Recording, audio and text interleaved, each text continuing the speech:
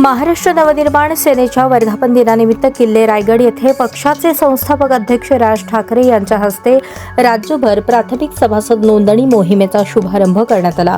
यावेळी घराघरात मनसे हा स्पष्ट संदेश देत राज ठाकरे यांनी राज्यभरातील मनसैनिकांना सभासद नोंदणी वाढवण्याचे निर्देश दिले होते।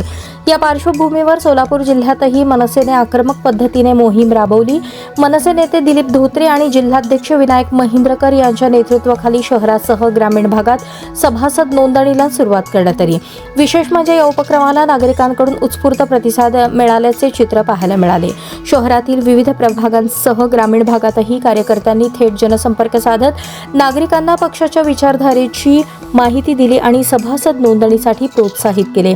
अनेक ठिकाणी युवकांचा सहभाग लक्षणीय दिसून आला। राजकारणात एंट्री घेण्याची ही संधी म्हणून तरुणांनी उत्साहाने प्रतिसाद दिल्याची चर्चा रंगली।